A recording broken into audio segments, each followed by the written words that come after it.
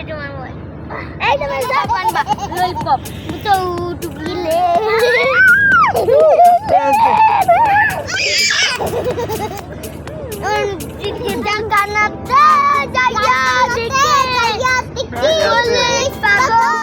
আমি মাঠে বসেছিলাম, তারপর কয়েকটা বাচ্চা ফুলাফুরি আমার কাছে আইছে। তারপর ওদেরকে ডেকে আমার কাছে এনে ওদেরকে নাম জিজ্ঞাসা করলাম।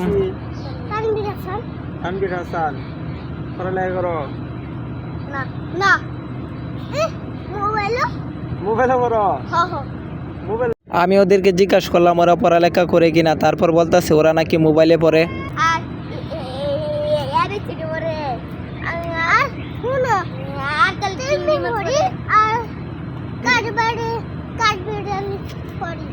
ও বলতেছে টিভি পড়ে আর কাঠবিড়ালি পড়ে। আরে যাও পড়ো না, স্কুলে যাও না, মাদ্রাসায় যাও না, তুমি পড়ো না? তোমরা কেউ পড়ো না? ওরা আমার সাথে দুষ্টামি করতেছে, আমিও দুষ্টামি করতেছি ওদের সাথে। তোমার নাম? জাহিদুল হাসান। ও আচ্ছা, তোমরা পড়ালেখা কেউ করো না? হ্যাঁ এই না। তোমরা দেশের বাড়ি কোন? এই যে ঈশ্বরগঞ্জ। ঈশ্বরগঞ্জ? আমার দাও। তোমার দাও ঈশ্বরগঞ্জ? না দেয়া দিয়ে গেছ।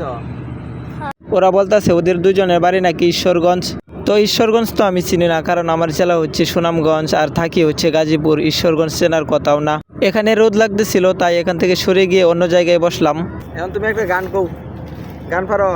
হ্যাঁ কও। এটা তো কবিতা, এটা তো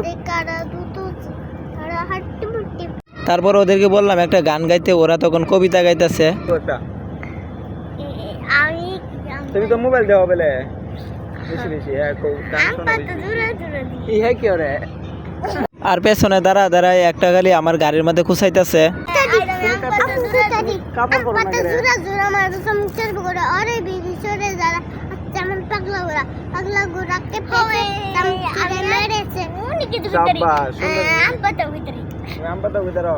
আম পাতা জুড়া জুড়া মারবো শামুক চলবো গুড়া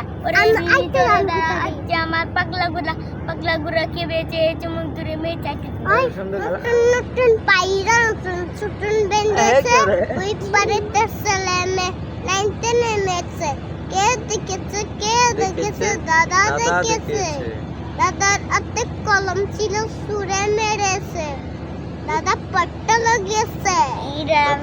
ওরা গান না পারলেও কবিতা পারে, তো একজন একজন করে আমাকে কবিতা শোনাইতেছে। নতুন পাইনাগুলো নতুন বেঁধেছে ও পারতে চলে লাইটে নেমেছে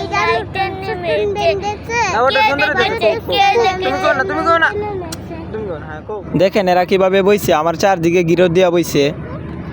ওরা আবার একজনের আরেকজনের মাথা দিকে দিতেছে।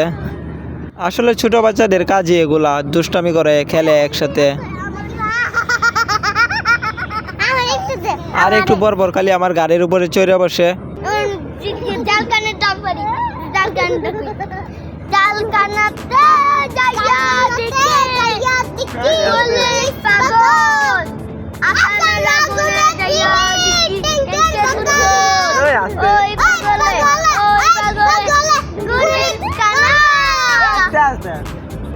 ওরা বলতেছে আবার আইলে ওদের জন্য মজা নিয়ে আইতাম এখানে।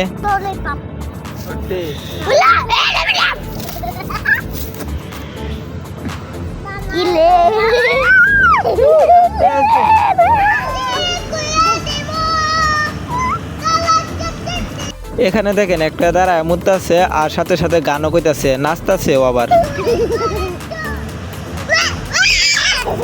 অনেকক্ষণ দুষ্টামি করার পর ওদেরকে বললাম অন্য জায়গায় গিয়ে খেলতে, আমাকে একটু শান্তিতে বসতে দিতে। তারপর ওরা চলে গেল। যাওগা, হ্যাঁ যাওগা, আফিয়া যাওগা।